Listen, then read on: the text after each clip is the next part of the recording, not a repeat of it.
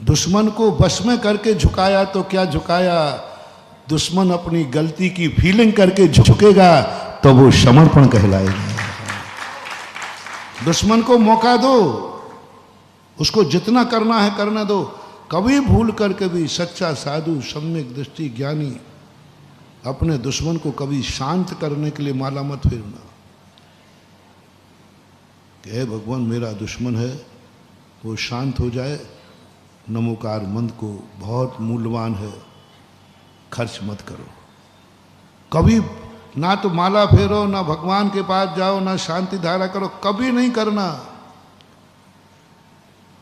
उसको मौका दो, दुश्मन को, उसको बस में करके दबाओ मत। वो दबाई हुई चीज विस्फोट में आती है, उसको खुला छोड़ दो, खुला छोड़ दो। उसको जितना जो करना है करने दो। तुम बस में करने का भाव मत करना, इंतजार करो। दुश्मन असत्य के पैर नहीं होते। दुश्मन एक ना एक दिन थकेगा, 10 भाव तक चलेगा, भली चल जाए, लेकिन एक दिन थकेगा। और जब वो लौट कर खुद आएगा, मुझे अपनी गलती का एहसास है, मैं क्षमा मांगता हूं। पारसनाथ यदि कमठ को दबा देते, बस में कर लेते, चुप कर लेते, तो वो शांत होने वाला नहीं था। अंदर अंदर घुटता, अंदर अंदर बैर बांधता। किसी का मुंह बंद करने से दुश्मनी खत्म नहीं हो जाती है। मुंह बंद तो ना जाने कितने लोग डर से भी कर लेते हैं। फॉर एग्जाम्पल सुकुमार मुनि, उसने फॉर एग्जाम्पल ब्रह्मदत्त सुमोम चक्रवर्ती, लात मार दी रसोईया की मजाल है कि वो बोल जाए, है चुप नहीं तो और मारूंगा। वो चुप हो गया, लेकिन अंदर से ऐसा बैर बांधा कि भवांतर में आकर के बैर का बदला लिया। सुकौशल की जो भाभी थी, उसने क्या, सुकौशल प्रभावशाली थे, युवराज थे, उसको इतना दुख दिया, बोल नहीं सकी, कुछ नहीं बोल सकी। अंदर से दुश्मनी बनी रही। और भवांतर में जब वे मुनि बने, वो श्यालनी बन के खा लिया। और उसी समय बोलने का मौका देते तो तुम कहते हो ना, सिर में चोट लगी तो डॉक्टर कहता है ये बताओ खून निकल गया क्या? ऐसा आप लोग बोलते हो? नहीं, खून नाक से भी निकला मुझे तो डॉक्टर, फिर कोई चिंता की बात नहीं है। खून नहीं निकला है तो टेंशन नहीं। खुली चोट से मुंदी चोट ज्यादा खतरनाक। खून निकल गया, घाव भर जाएगा, लेकिन मुंदी चोट जब जब बादल होंगे। इसलिए दुश्मनों को दबाओ मत, दुश्मनों को रोको मत, दुश्मन को अपना टेलर दिखा करके मुंह बंद मत करो। अंदर से बने रहेंगे, ये भवांतरों तक भी बैर साधेंगे।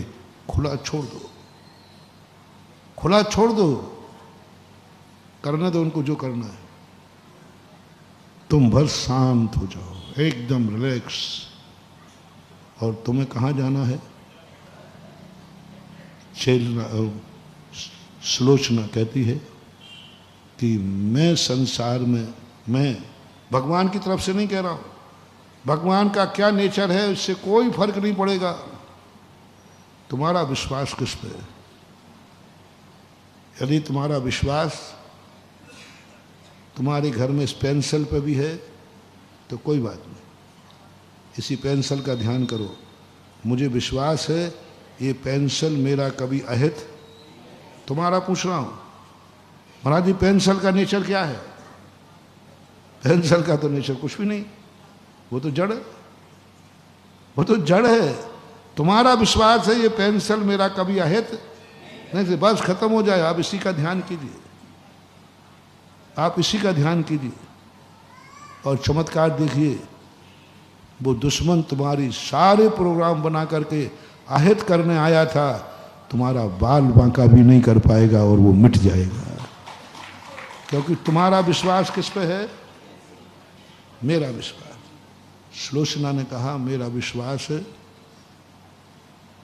कि संसार में यदि मेरा कोई हित करने वाला, मेरा जगत का हित नहीं, भगवान का नेचर क्या है? जगत का हित करने वाला, ये परिभाषा है। तुम्हारा हित करने वाला कौन है? तुम्हारा पर्टिकुलर। अंदर से पूछो, मेरा हित करने वाला, मुझे विश्वास है मेरा हित करने वाला भक्तांबर पाठ है। तुम्हारा, मेरा विश्वास है मेरा हित, नमोकार मंत्र सदा हित करने वाला है। मेरा विश्वास है जगत का, मेरा हित करने वाला मेरा भगवान है। मेरा हित करने वाला मेरा गुरु है। बस गुरु है, ये विश्वास जो मैं कह रहा था। मेरा नेचर मत पूछो कि मेरा नेचर क्या है। मेरे संबंध में मत जानो कि मेरा नेचर है कि मैं तीर्थ बनाऊं, मंदिर बनाऊं, दान खूब कराऊं। मेरे नेचर से कुछ नहीं होने वाला। तुम्हारा विश्वास क्या है मेरे ऊपर? भक्तों का विश्वास है महाराज कभी मेरा अहित नहीं कर सकते। महाराज के मुख से कभी मेरे लिए महाराज मेरे धन का दुरुपयोग नहीं करा सकते। महाराज मुझे मेरा गुरु है। शब्द क्या है? मुनि महाराजों के चक्कर में नहीं पड़ना। कोई दुनिया में भगवान के चक्कर में भी मत पड़ना। तुम्हारा गुरु, जगत गुरु नहीं। जगत गुरु से महाराज बताओ सबसे बड़े गुरु महाराज कौन है? हम उन्हीं के पास जाएंगे। इस चक्कर में मत पड़ना। एक व्यक्ति इस चक्कर में पड़ गया और हम तो सबसे बड़े की पूजा करेंगे, सबसे बड़े की पूजा करेंगे। और वह वो उसमें, तो उसने सोचा कि सबसे बड़ा पूजा करने वाला कौन है? तो भगवान के पास गया तो सबसे ज़्यादा हैवी गणेश जी हैं। बोले अपन इन्हीं की पूजा करते हैं। तो उसने गणेश जी को लड्डू चढ़ाया। तो वो गणेश जी तो खाया नहीं, क्योंकि पहले से भक्त बहुत थे, अब कहाँ तक खाए। इतने में एक चूहा आया, चूहा ने वो लड्डू खा लिया। अब वो सोचता है गणेश जी से बड़ा कौन है? चूहा है। अरे मैंने गलत लड्डू चढ़ा दिया। चूहा में इतनी ताकत है कि वो गणेश जी के हाथ के अंदर हाथ का भी लड्डू खा सकता है। बस आरती बदल दो। ओम जय गणपति देवा। अब नहीं अब बदल दो। ओम जय मूषक देवा स्वामी मूषक देहा। अब मूषक है ना चूहा। आरती बदल गई। अब कुछ दिन आरती चली चूहे राम की। चूहे राम कहता अच्छा है लड्डू खाने में। एक दिन वहां बिल्ली आ गई और बिल्ली ने चूहे को झपट लिया। तो व्यक्ति कहता अरे मैं गलत कर रहा हूं, चूहे से तो बड़ी बिल्ली है। तो बस ओम जय बिल्ली मौसी। बिल्ली की पूजा चालू हो गई। एक दिन बिल्ली का दुश्मन कुत्ता है।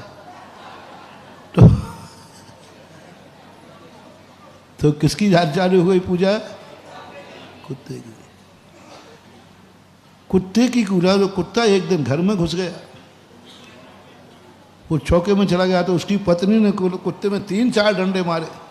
कुत्ता पे पे बोलने लगा अरे मैं कुत्ते को बेकार पूज रहा था। सबसे शक्तिशाली तो ओम जय श्रीमती देवी। वो कहते नहीं मैं तो सबसे बड़े की पूजा करूंगी। तू बलवान है, मैं कहाँ भटक रहा था। अब पत्नी ज़्यादा ऐसे मूर्ख पतियों के मुंह नहीं लगती है। उन्होंने कहा तुम्हें जो कुछ निपटाना है पूजा मूजा करके जल्दी निपटाओ, मुझे काम करना। पूजा होती रही। एक दिन किसी कारण से पत्नी लेट हुई किसी कार्य में उसको काम रहते हैं, उसको जल्दी जाना था, बोले मुझे पूजा करना, जल्दी बैठ। उन्होंने कहा नहीं बैठना, तेरी ये हिम्मत, 3-4 टिकाए उसने। और बाद में सोचता है कि अरे मैं कहाँ पूछ रहा था, सबसे बड़ा तो मैं खुद ही हूँ।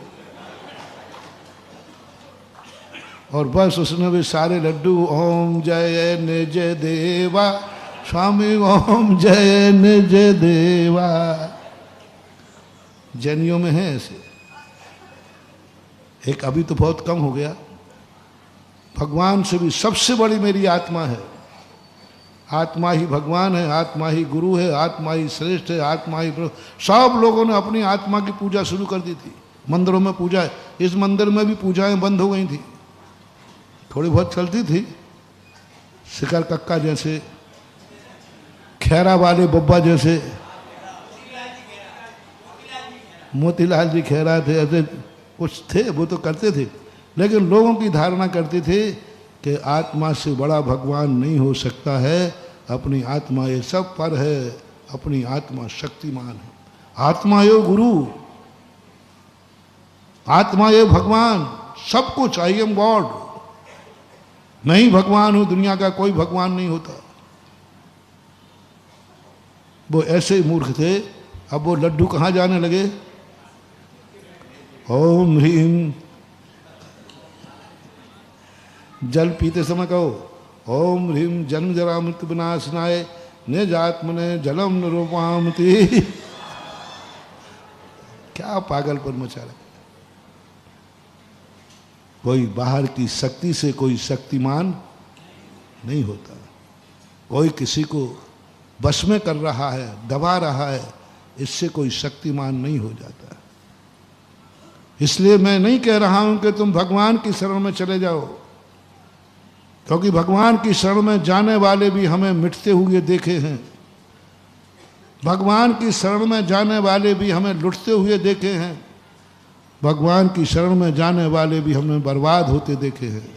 इसलिए मुझे भगवान के ऊपर कोई भरोसा नहीं है, और भगवान जो है उससे हमें कोई लाभ होने वाला नहीं।